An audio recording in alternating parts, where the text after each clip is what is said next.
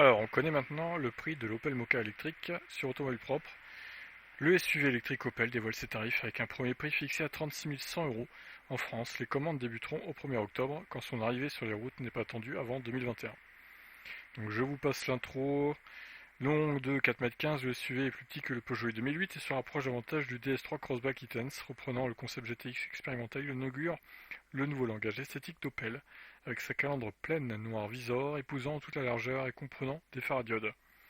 Donc la motorisation c'est la même, ce qui est batterie, puissance, etc. L'autonomie est de 324 km, soit un peu plus élevée que celle du i2008 qui est autour de 320. 4 km de mieux, c'est pas énorme, mais bon, ça joue. Ça peut jouer sur certains trajets. Concernant le prix, du coup, 29 100 euros, bonus déduit. Il offre la garantie de 8 ans et 160 000 km. Il se situe donc au-dessus des 35 600 euros de la Citroën IC4 et sous les 37 850 euros du Peugeot 2008. Son objectif est clair, affronter les Kona ou Kia Niro e-Soul, dont les tarifs dépassent 37 000 euros.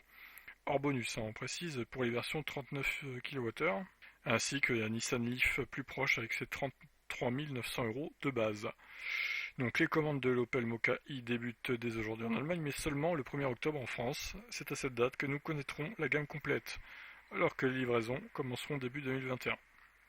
Le SUV rejoindra alors la citadine Corsa électrique et la Zafira e-Life dans la gamme électrique de la marque. Donc la finition édition, est-ce que c'est la moins chère? C'est ça la question qu'il faut se poser aussi. Parce qu'on s'aperçoit qu'en Allemagne, il est quand même 3000 euros moins cher. Est-ce que au final, le niveau de finition édition n'est pas est vraiment le plus modeste ou pas? Je pense pas du coup. Hein. Peut-être qu'on aura un prix plus bas euh, dans les prochains, quand les commandes seront ouvertes en gros. Si c'est le cas, en tout cas, c'est de bon augure parce que 29 100 euros, bon, c'est pas non plus très abordable, on va pas se mentir, pour un véhicule qui n'a que 324 km d'autonomie, qui est assez petit aussi, 4,15 m. C'est plus petit que le Kona pour le coup, mais bon, son look est plutôt sympathique, j'aime bien moi. Donc ça reste à voir, hein, la gamme complète, je ferai une vidéo quand ça sera disponible de toute façon. Là, pour l'instant, est-ce que cette finition édition vaut le coup? Je dirais que c'est assez moyen quand même, 29 100 euros. Si vous rajoutez 3-4 000 euros, vous avez un Kona 64 kWh, donc quitte à choisir, perso, moi le choix est vite fait, je prends Hyundai. Hein. Quitte à rajouter 3 000 euros de plus, c'est faisable hein, pour le coup. Donc voilà, ah bah écoutez, je vous laisse réagir. Qu'en pensez-vous de ce prix, de ce premier prix révélé? On verra les autres prix de la gamme. Je vous laisse réagir, ciao.